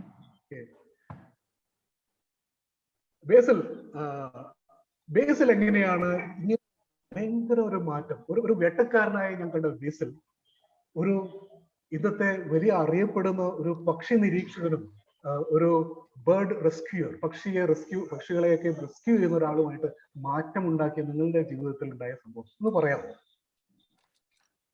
ബോബി, ഞാനൊരു മിഡ് 70s മുതൽ ഒരു 2007 വരെ ഒരു 30 വർഷക്കാലം എൻ്റെ മെയിൻ എന്റർടൈൻമെന്റ് അല്ലെങ്കിൽ മെയിൻ എൻ്റെ എക്സൈറ്റ്മെന്റ് വാസ് ഹണ്ടിങ്, വേട്ടയാടൽ, പക്ഷികളെ വേട്ടയാടുക, അതുങ്ങളെ കൊന്നു തിന്നുക. അതൊക്കെ വലിയൊരു എക്സൈറ്റ്മെന്റ് ആയിരുന്നു. അപ്പോൾ ചെറുപ്പകാലം മുതൽ തന്നെ വീടുകളിലും അച്ഛനും അല്ലെങ്കിൽ അമ്മാവന്മാരും അല്ലെങ്കിൽ അപ്പൂപ്പന്മാരും എല്ലാവർക്കും തോക്കുകൾ ഉണ്ടായിരുന്നു. ഇന്നത്തെ കാലത്ത് ഹണ്ടിങ് ഒരു വലിയൊരു എന്താ പറയുക അഭിമാനകരമായിട്ടുള്ള ഒരു കാര്യമായിരുന്നു. അപ്പൊ ചെറുപ്പത്തിൽ തന്നെ ഇവരുടെ കൂടെയൊക്കെ നടന്ന് ഞാൻ ഇതിനോട് വലിയൊരു ഹരമായി പോയിരുന്നു എനിക്ക്. ഞാനൊരു നല്ല മാർക്സ്മാനുമായിരുന്നു. ചെറുപ്പം മുതലേ നല്ല ഉന്നമായിരുന്നു. ഞാൻ ചൂണ്ടിയാൽ കിളി താഴത്ത് വീഴുമായിരുന്നു. സോ അങ്ങനെ ഒരു വളരെ കിരാതമായിട്ടുള്ള ആ ഒരു എക്സൈറ്റ്മെന്റിലൂടെ 30 വർഷക്കാലം കടന്നുപോയിട്ട് 2007 ഹണ്ടിങ് എന്ന് പറഞ്ഞാൽ മാസ് ഹണ്ടിങ് ആണ്. ഈ മൈഗ്രേറ്ററി ബേർഡ്സ് ഒക്കെ ഫ്ലോക്സ്, ഹൺഡ്രഡ്സ് ഓഫ് ഫ്ലോക്സുമായിട്ട് ഇവിടെ വരുന്നത്. നിങ്ങളെ രാവിലെ പാടശേഖരങ്ങളിലൊക്കെ പോയി ഒളിച്ചിരുന്ന് വെള്ളത്തിൽ മുങ്ങിക്കിടന്ന് വലിയ തോക്കുകൾ ഉപയോഗിച്ചിട്ട്, right from air guns to muzzle loaders to short guns to .22 rifles. അപ്പോൾ ഇതെല്ലാ തരം തോക്കുകളൊക്കെ ഉപയോഗിച്ച് ഇതിനെ വേട്ടയാടുക, വീട്ടിൽ കൊണ്ടുവന്ന് വറുത്ത് തന്നെ അത് വലിയൊരു ഹരമായിരുന്നു. സഡൻലി ഇൻ 2007 എൻ്റെ ഒരു കസൻ ഉണ്ട്, സുനിൽ ഏലിയാസ് എന്ന് പറഞ്ഞിട്ട്, ബിഗ് ടൈം ഫോട്ടോഗ്രാഫർ, കൂടുതലും വൈൽഡ് ലൈഫും നേച്ചറൊക്കെ ചെയ്യുന്നതായിരുന്നു. So while interacting with him one day എന്നോട് പറഞ്ഞു, ബേസിൽ എന്തിനാണ് ഇത് മാത്രം ഇങ്ങനെ ഈ ഹണ്ട് ചെയ്ത് പക്ഷികളെ കൊല്ലുന്നത്? ഞാൻ എടുത്തിരിക്കുന്ന ഫോട്ടോകളൊന്ന് ശ്രദ്ധിക്കൂ, പക്ഷികളുടെ എത്ര മനോഹരമാണ് അത്, നിങ്ങളുടെ എക്സ്പ്രഷൻസ്. ബേസിൽ ഈ പക്ഷികളെയൊക്കെ ഒന്ന് ബൈനോക്കുലറിലൂടെയും അതുപോലെ തന്നെ ക്യാമറ, തോക്ക് താഴെ വെച്ചിട്ട് ക്യാമറ എടുക്കൂ നിങ്ങൾ, അത് വെച്ചിട്ട് നിങ്ങൾ പക്ഷികളെ ഷൂട്ട് ചെയ്യൂ. So I was listening very carefully to what Sunil was telling me. ഒത്തിരി നല്ല കാര്യങ്ങളല്ലേ അദ്ദേഹം പറയുന്നത്. ഞാൻ let me try this out. അങ്ങനെ അദ്ദേഹത്തിന്റെ വാക്കുകളിലൂടെ ഞാൻ ബൈനോക്കുലറിൽ വെച്ചിട്ട് പക്ഷി നിരീക്ഷണം തുടങ്ങി. പക്ഷികളെ ബൈനോക്കുലറിലൂടെ നോക്കുമ്പോൾ, വളരെ അടുത്ത് കാണുമ്പോഴാണ് അവരെത്ര മനോഹരമാണെന്നും അതുങ്ങളുടെ എക്സ്പ്രഷൻസ് എത്ര ബ്യൂട്ടിഫുൾ ആണെന്നും ഒക്കെ എനിക്ക് മനസ്സിലായത്. So then I kept my gun down and invested in A good Canon camera and A 400mm lens. അതിലൂടെ പക്ഷികളെ ഞാൻ ഫോട്ടോ എടുത്ത് തുടങ്ങിയപ്പോൾ എനിക്ക് വിശ്വസിക്കാൻ പറ്റിയിരുന്നില്ല. അത്ര മനോഹരവും ഞാൻ ആ ഹണ്ടിങ്ങിലൂടെ എനിക്ക് ലഭിച്ചിരുന്ന എക്സൈറ്റ്മെന്റിന്റെ 100 ഇരട്ടി എക്സൈറ്റ്മെന്റ് ആണ് എനിക്ക് ഈ എന്റെ പിക്ചേഴ്സിലൂടെ കിട്ടിയത്. I would say that I was listening with my, I started listening with my eyes also. മാത്രം ആയിരുന്നു ഞാൻ ഇത്രയും നാള് ശ്രദ്ധിച്ചിരുന്നതും കേട്ടുകൊണ്ടിരുന്നത്. കണ്ണുകളിലൂടെ ശ്രദ്ധിക്കാൻ പറ്റുമെന്നും മനസ്സിലാക്കുന്നത് അപ്പോഴാണ്. അങ്ങനെ 2008 മുതൽ ഒരു ഉൾവിളിയായിരുന്നു, മാനുഷാദ അരുതേ കാട്ടാള എന്ന് പറഞ്ഞ് എന്നിലും ഉണ്ടായെന്നുള്ളതാണ്. അതിനുശേഷം നാളിതുവരെ ഇപ്പോ 2021 ഇത്രയും വർഷങ്ങളായിട്ട് ഞാൻ ഒരു ചെറിയ പക്ഷിയെ പോലും നോവിക്കുകയോ അല്ലെങ്കിൽ കൊല്ലുകയോ ചെയ്തിട്ടില്ല. പക്ഷെ already the sin has been done. 3 ജന്മങ്ങള് തീർത്താൽ തീരാത്ത അത്രയും പാപങ്ങൾ ചെയ്തു കഴിഞ്ഞു. പിന്നീട് ചെയ്യാവുന്നതാണ് ഇനി ശിഷ്ടകാലങ്ങൾ ഈ ജീവികൾക്ക് വേണ്ടിയിട്ട് എൻ്റെ ജീവിതത്തിന്റെ ഒരു വലിയൊരു ഭാഗം മാറ്റിവെക്കുക എന്നാണ്. അന്ന് മുതൽ ഞാൻ പക്ഷികളെ കുറിച്ചുള്ള ഞാനെടുത്ത ഫോട്ടോസിന്റെ ഒരു പ്രസന്റേഷൻ 1 hour പ്രസന്റേഷൻ ഉണ്ടാക്കി. The important birds of Kerala, importance of conservation എന്നൊരു മോഡ്യൂൾ ഉണ്ടാക്കിയിട്ട് പവർ പ്രസന്റേഷൻ ആയിട്ട് ഒത്തിരി സ്കൂളുകളിലേക്കും കോളേജുകളിലേക്കും ചെന്നിട്ട് ഇന്നത്തെ പുതിയ ജനറേഷന് ഈ പക്ഷികളുടെ ഇമ്പോർട്ടൻസും പക്ഷികളെ പരിചയപ്പെടുത്താനും ഒക്കെ ആയിട്ട് ഞാനൊരു എൻ്റെ ഒരു സോഷ്യൽ കമ്മിറ്റ്മെന്റ് മാറ്റി. നമ്മൾ ഈ ഭൂമിയിൽ ജീവിച്ചു പോകുന്നതിന് മുമ്പ് നമ്മളുടെ കുടുംബത്തിനോടും കൂട്ടുകാരോടും മാത്രമല്ല കമ്മിറ്റ്മെന്റ് ഉണ്ടാക്കേണ്ടത്, നമ്മൾ സൊസൈറ്റിയോടുകൂടെ ഒരു കമ്മിറ്റ്മെന്റ് ഉണ്ടാക്കണം എന്നുള്ളൊരു തിരിച്ചറിവുണ്ടായി. അത് നമ്മളുടെ ഒരു പാഷൻ ആകുമ്പോൾ it doesn't become a route for you. അപ്പോൾ ഇതിലേക്കൊക്കെ ഞാൻ വരാൻ കാര്യം എന്ന് പറഞ്ഞത് ഈ ലിസണിങ് സ്കിൽസ് കൊണ്ടാണ്. That is what I want to like conclude on this. ചെവി കൊണ്ട് മാത്രമല്ല ശ്രദ്ധിക്കാൻ പറ്റുന്നത്, നമ്മുടെ കണ്ണുകൾ കൊണ്ടും നമ്മുടെ മൂക്ക് കൊണ്ടും നമ്മളുടെ മനസ്സുകൊണ്ടും നമ്മുടെ ശരീരം അസച്ച് കൊണ്ടും ഒക്കെ ശ്രദ്ധിക്കാം. ഈ മെഡിറ്റേഷനൊക്കെ ഒരു ടൈപ്പ് ലിസണിങ് ആണല്ലോ. നമ്മുടെ ശരീരം മനസ്സുമൊക്കെ ഏകോപിച്ചിട്ടുള്ള ലിസണിങ് ആണല്ലോ. ഈ ലിസണിങ് സ്കിൽസ് നമ്മുടെ ഒരു പേഴ്സണാലിറ്റിന് ഒരു ടോട്ടലി ഡിഫറെന്റ് ഒരു പാരഡൈം ഷിഫ്റ്റ് തന്നെ നമ്മളിൽ കൊണ്ടുവരും. ബോബി ഞാനും ഒക്കെ സ്കൂളിൽ ചെറിയ ക്ലാസ് മുതൽ ഒരുമിച്ചിരുന്ന് പഠിച്ചതാണ്. ഇന്ന് ഒത്തിരി സന്തോഷമുണ്ട് ബോബി സഞ്ചരിക്കുന്ന തലങ്ങൾ കാണുമ്പോഴും, ബോബി മറ്റുള്ളവർക്ക് ബെനിഫിറ്റ്സ് പകർന്നു കൊടുക്കുന്നത് കാണുമ്പോഴും. നമ്മുടെ സ്കൂളിലെ സ്റ്റുഡൻസ് ഒക്കെ 79 ബാച്ചാണ് ഞങ്ങൾ 10ാം ക്ലാസ്. ഇന്നും ഞങ്ങൾ ഒത്തൊരുമിച്ച് സ്നേഹത്തോടെ 60കളോട് അടുത്ത് നിൽക്കുന്ന ആൾക്കാരാണ് ഞങ്ങൾ. എന്നാലും ആ സുഹൃത്ത് ബന്ധത്തിനും ആ നിഷ്കളങ്കതയ്ക്കും ഇന്നും ഒരു മാറ്റം വരാതെ കെട്ടിപ്പിടിച്ചുകൊണ്ട് തന്നെ പോകുന്നു.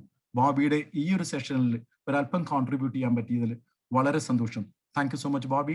Thank you so much.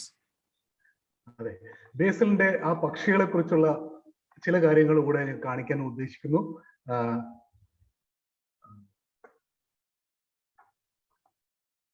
അതെ, Susie the owl rescued by ബേസിൽ.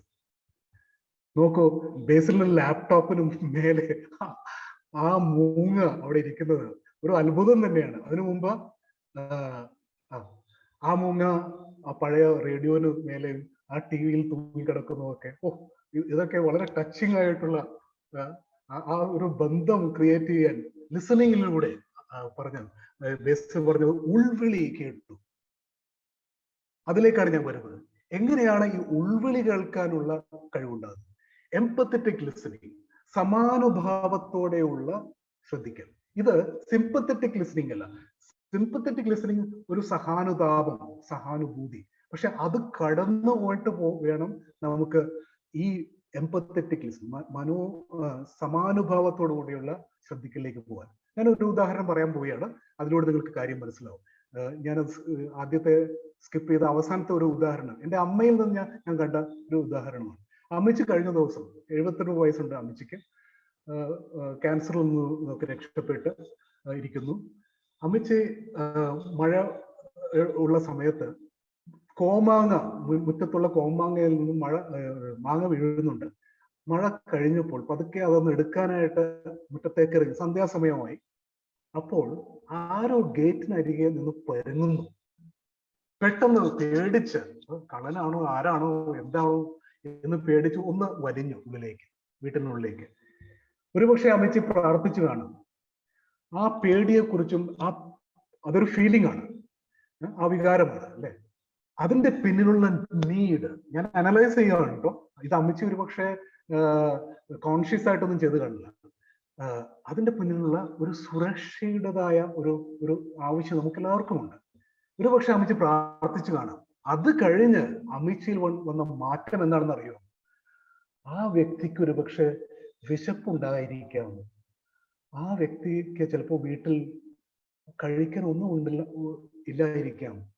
ഈ മാങ്ങയെങ്കിലും അയാൾക്ക് കിട്ടിയിരുന്നെങ്കിൽ, അമ്മച്ചി എൻ്റെ അനിയന്റെ അടുത്ത് സംസാരിക്കുകയും അവന് ഒരു സഞ്ചിയിൽ ഈ മാങ്ങയും മറ്റെന്തോ പലഹാരങ്ങളും അരിയോ ഒക്കെ ആയിട്ട് ആ വീട്ടിലേക്ക് അടുത്ത ദിവസം തന്നെ അങ്ങോട്ട് അയച്ചു. നോക്കണം, എവിടെയാണ് എമ്പത്തി ഉണ്ടാകുന്നത്?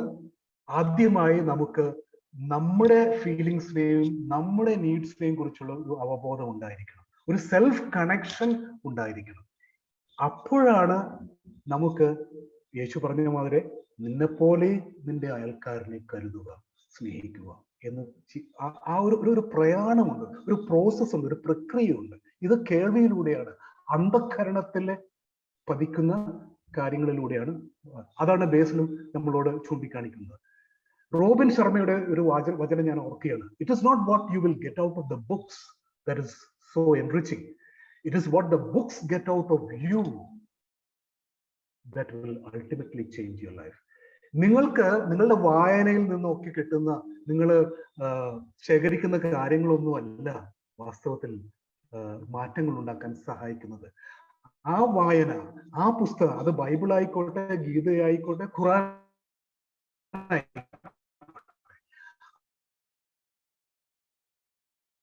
ആ വായന നിങ്ങളിൽ നിന്ന് നിങ്ങളുടെ മാറ്റങ്ങൾ മിസ്റ്റിക്സ് മനസ്സിലാക്കിയത്. യേശു എന്തുകൊണ്ടാണ് അവിടെയുള്ള ദേവാലയങ്ങളിലോ സിനഗോഗുകളിലോ spend the whole night on hills എന്ന് ലൂക്ക പറയുന്നത്? മറ്റുള്ള ചിലരുടെ മരുഭൂമിയിൽ പോയി, നദീതടങ്ങളിൽ പോയി, ഉദ്യാനങ്ങളിൽ പോയി, തുറസായ സ്ഥലങ്ങളിൽ പോയി ഒറ്റയ്ക്കിരുന്ന്, പിന്നീട് ചിലപ്പോൾ ചിലരെയും കൂട്ടി ഒന്നിച്ചിരുന്ന് ആ ശ്രവിക്കുന്ന പ്രാർത്ഥന, അത് പലപ്പോഴും നമ്മുടെ ഈ കാട്ടിക്കൂട്ടലിന്റെ ഇടയിൽ, നാടകീയമായി നടക്കുന്ന പല ചടങ്ങുകൾക്കിടയിൽ, ആചാരങ്ങൾക്കിടയിൽ ഈ ശ്രവിക്കലിന് സമയമില്ല. എനിക്ക് തോന്നുന്നു നമ്മുടെ പ്രാർത്ഥനകളിൽ ജോൺ മാർപ്പാപ്പ നമുക്ക് മനസ്സിലാക്കിയതുപോലെ നമ്മുടെ മനസ്സിനെയും ഹൃദയങ്ങളെയും ആ ഒരു സാന്നിധ്യത്തിലേക്ക് നയിക്കുവാനും അവിടെ നിന്ന് കേൾക്കുവാനും ശ്രവിക്കുവാനും ഉള്ളിന്റെ ഉള്ളിൽ ബേസിൽ പറഞ്ഞ മാതിരി ആ വിളി കേൾക്കുവാനുമുള്ള സന്നദ്ധത ഉണ്ടാകുമ്പോഴാണ് മാറ്റങ്ങൾ ഉണ്ടാകുന്നത്. ഇങ്ങനെ ഒരു മാറ്റം ഉണ്ടാക്കിയ ഒരു മനുഷ്യനാണ് ഈ ഡോക്ടർ ഹ്യൂലൻ. ഇദ്ദേഹം ഹവായി എന്ന് പറഞ്ഞ സ്ഥലത്ത് ക്രൂരരായ ക്രിമിനൽസിന്, അതും മാനസികമായി സമനില തെറ്റിപ്പോയ അങ്ങനെയുള്ള ജയിൽ പുള്ളികളുടെ ഇടയിൽ അദ്ദേഹം പ്രവർത്തിച്ചു. അദ്ദേഹം 4 വർഷം കൊണ്ട് ആ ഹവായി സ്റ്റേറ്റ് ഹോസ്പിറ്റൽ അടച്ചുപൂട്ടി. അവിടെ ഭയങ്കര വിപ്ലവകരമായൊരു മാറ്റം ഉണ്ടാക്കി. അദ്ദേഹം ഉപയോഗിച്ച മെത്തേഡ് ഇന്നും പലരെയും ആശ്ചര്യപ്പെടുത്തുന്ന ഒന്നാണ്. അപ്പോ അദ്ദേഹം ചെയ്തത് എന്താണ്? ഇദ്ദേഹത്തിന് പേടിയുണ്ടായിരുന്നു ഇവരെ അഭിമുഖീകരിക്കാൻ. അദ്ദേഹം ഓഫീസിൽ എങ്ങനെയൊക്കെയോ ചെന്നിരുന്നിട്ട് അവരുടെ ഫയൽസ് നോക്കും. ആ ഫയൽസ് നോക്കുമ്പോൾ അവരുടെ കഥകളും അവരുടെ ദാരുണപൂർവ്വം കടന്നു വന്നിട്ടുള്ള ആ ചരിത്രവും ഒക്കെ, അവരുടെ ജീവചരിത്രവും ഒക്കെ മനസ്സിലാക്കി, അവർ ചെയ്ത ആ കുറ്റകൃത്യങ്ങളൊക്കെ മനസ്സിലാക്കി അദ്ദേഹം ശ്രദ്ധാപൂർവം അവരുടെ ഹൃദയാന്തരങ്ങളിൽ നടക്കുന്നതിനെ കുറിച്ച് മനസ്സിലാക്കുന്നു. എന്നിട്ട് അദ്ദേഹത്തിന്റെ ഹൃദയാന്തരങ്ങളിലേക്ക് കടക്കുന്നു. അദ്ദേഹത്തിന് അറിയാമായിരുന്നു എന്താണ് അവിടെ നടക്കുന്നതെന്ന്. കാരണം നമ്മളൊക്കെ ഷെയർ ചെയ്യുന്ന ഒരു കണക്ഷൻ ഉണ്ട് അബോധ തലങ്ങളിൽ. അദ്ദേഹം അത് സ്പർശിക്കും. എന്നിട്ട് ആ മനുഷ്യനിലുള്ള ക്രൂരത എന്നിലുമുണ്ട് എന്ന് അദ്ദേഹം മനസ്സിലാക്കും. ആ മനുഷ്യന് ഉള്ള ആ ഭാവങ്ങൾ, ആ വികാരങ്ങൾ എന്നിലും ഉണ്ടല്ലോ എന്ന് അദ്ദേഹം മനസ്സിലാക്കും. അതിനുശേഷം അതുമായി ഒന്ന് ഇണങ്ങിയതിനു ശേഷം അദ്ദേഹം ഐ ആം സോറി എന്ന് ഒരു ഇന്റർസെസറി പ്രെയർ എന്ന് പറയാം, please forgive me, I am sorry എന്ന് അവരോടൊപ്പം ആ സമാനുഭാവത്തിൽ, എംപത്തറ്റിക് ലിസണിങ്ങിൽ ഒന്ന് ചേർന്നുകൊണ്ട് അവർക്ക് വേണ്ടി പ്രാർത്ഥിക്കുന്നു. ഇത് സാധാരണ കാണുന്ന ഈ മധ്യസ്ഥ പ്രാർത്ഥനയല്ല, അവരെ രക്ഷിക്കണമേ, അതല്ല, അവരോടൊപ്പം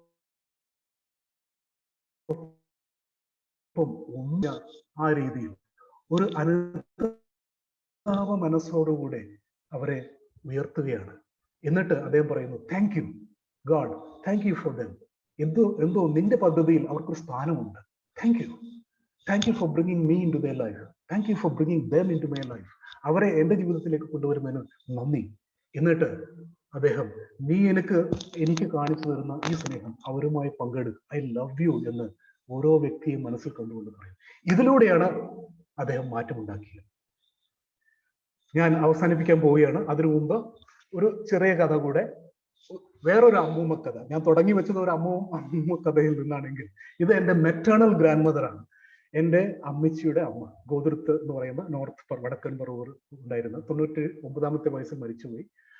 98-ാമത്തെ വയസ്സിലായിരിക്കണം ഞാൻ അമ്മൂമ്മയെ കാണാനായിട്ട് റോമിൽ നിന്നും എന്നെ ഒരു പ്രത്യേക ദൗത്യത്തിനായിട്ട് വേറൊരു രാജ്യത്തേക്ക് അയച്ചപ്പോൾ അമ്മൂമ്മയിൽ നിന്നും ഒരു ബ്ലെസ്സിങ് എടുക്കാനായിട്ട് ഞാൻ അവിടെ പോയി.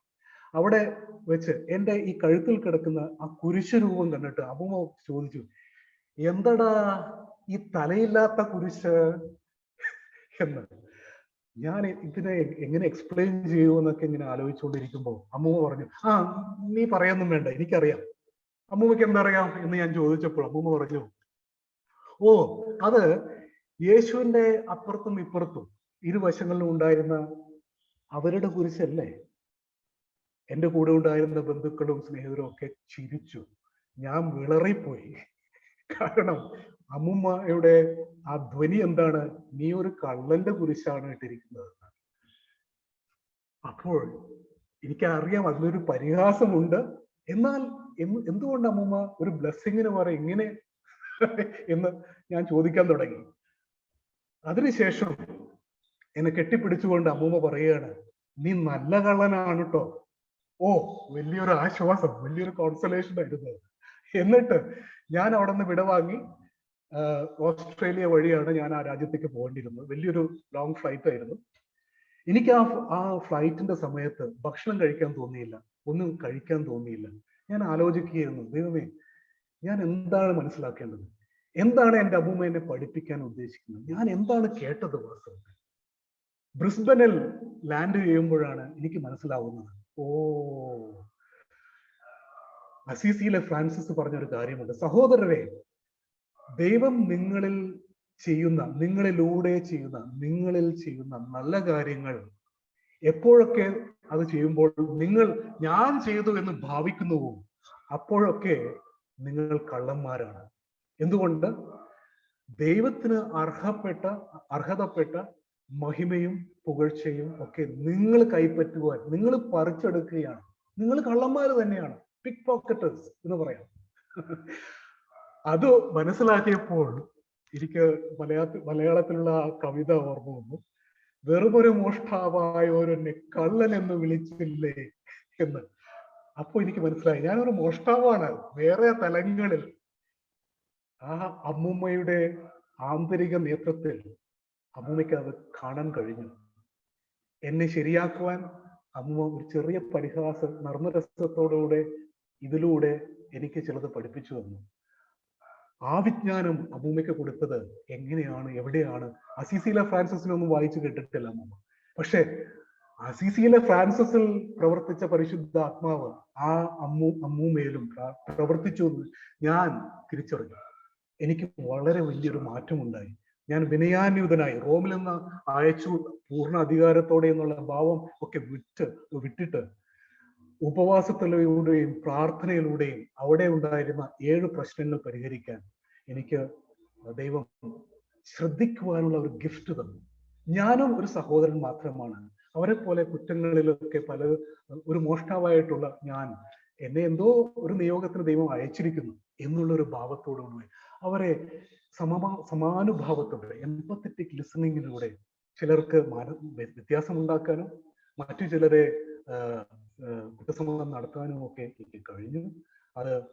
അതിന് ആ അമ്മൂമ്മയിലൂടെ എനിക്ക് ഈ ശ്രദ്ധയുടെ വലിയ പാഠം ഓർമ്മിപ്പിച്ചു തന്ന വീണ്ടും പഠിപ്പിച്ചു തന്ന ഈശ്വരന് നന്ദി പറഞ്ഞുകൊണ്ട് ഞാൻ അവസാനിപ്പിക്കുന്നു. Thank you. Listening for a change എന്ന വിഷയത്തിൽ ഇന്നത്തെ ക്ലാസ് നയിച്ചത് സോഷ്യൽ സൈക്കോളജിസ്റ്റും സൈക്കോ സ്പിരിച്വൽ കൗൺസിലറും NLP മാസ്റ്റർ ട്രെയിനറുമായ ഫാദർ ബോബി വടക്കേലാണ്. നമ്മുടെ ആന്തരികവും ബാഹ്യവുമായ മാറ്റങ്ങൾക്ക് നല്ലതിനായി കാതോർക്കുകയും അതിന് നാം പ്രകൃതിയുടെ ആത്മഭാവങ്ങളിലേക്ക് കണ്ണുകളും കാതുകളും തുറന്നു വെക്കണമെന്ന് പറഞ്ഞു തന്നതിന് നന്ദി ബോബി അച്ഛ. ആത്മമിത്ര അവതരിപ്പിക്കുന്ന EQ enhance life training program webinar series 2ന്റെ 5ാം ദിവസമായ നാളെ രാത്രി 8 മണിക്ക് healthy competition for healthy life എന്ന വിഷയവുമായി നമ്മോടൊപ്പം ചേരുന്നു സ്റ്റെനി ദേവസി. ഇനി പ്രേക്ഷകർക്ക് ഇന്നത്തെ വിഷയത്തെക്കുറിച്ച് സംശയങ്ങൾ ചോദിക്കുവാനുള്ള സമയമാണ്. വ്യക്തിപരമായ ചോദ്യങ്ങൾ കഴിവതും ഒഴിവാക്കി എല്ലാവർക്കും അവസരം നൽകുന്ന വിധം സഹകരിക്കണമെന്ന് എല്ലാവരോടും അപേക്ഷിക്കുന്നു. എല്ലാവർക്കും സ്വാഗതം. ഇടയിൽ ഒരു അജയില് ഒരു സ്ക്രം എന്ന് പറഞ്ഞിട്ട് 2 ടേംസ് പറഞ്ഞിരുന്നില്ലേ? അതിനെ പറ്റി ഒന്ന് ഡിസ്ക്രൈബ് ചെയ്യാമോ? അത് ഒരു ടെക്നിക്കൽ മെത്തഡോളജി ആയതുകൊണ്ട് ഞാൻ അതിലേക്ക് കടക്കുന്നില്ല. അവിടെ നടക്കുന്നതിന്റെ ഇതാണ് ടീം വർക്കിനുള്ള ഒരു മെത്തഡോളജിയാണ്. മുമ്പ് വാട്ടർഫാൾ മെത്തഡോളജി, ഓർഡർ കൊടുക്കുന്നു, ടാസ്ക്സ് ഫോക്കസ് ചെയ്തിട്ടുള്ള ഉൽപാദന പ്രക്രിയയാണ് പലപ്പോഴും ഫാക്ടറികളിലൊക്കെ ബിസിനസ് മോഡലായിട്ട് ഉപയോഗിച്ചിരുന്നത്, മാനേജ്മെന്റ് മോഡലായിട്ട് ഉപയോഗിച്ചിരുന്നത്. ഇതിൽ മാറ്റങ്ങൾ ഉണ്ടാക്കുന്ന ഒരു ഇതാണ്. It is available on the net. വേണമെങ്കിൽ ഞാൻ ആ ലിങ്ക്സ് അയച്ചു തരാം. സൽദാർ അലി. ഇന്നത്തെ ഈ സെഷൻ മനോഹരമാക്കിയ ബോബി അച്ഛനോടും എസ്പെഷ്യലി അച്ഛന്റെ പ്രിയ സുഹൃത്ത് ബേസിൽ സാറിനോടും പ്രത്യേകം നന്ദി അറിയിക്കുന്നു. കാരണം അദ്ദേഹത്തിന്റെ എക്സ്പീരിയൻസ് നമ്മളോടൊപ്പം ഷെയർ ചെയ്തു. ഞങ്ങൾക്കൊരു പുതിയ അറിവായിരുന്നു അത്. അതായത് തോക്കെടുത്ത കൈകൊണ്ട് അവസാനം ക്യാമറ എടുത്തു. എക്സലൻസ്. അപ്പോ ആ പരിവർത്തനത്തില് നമുക്ക് ഓരോരുത്തർക്കും പങ്കാളിയാകാം. ഇന്നീ പരിപാടിയിൽ പങ്കെടുത്ത എല്ലാവർക്കും ആത്മമിത്രയുടെ പേരിലും ഹൃദയത്തിന്റെ ഭാഷയിലും നന്ദി രേഖപ്പെടുത്തുന്നു.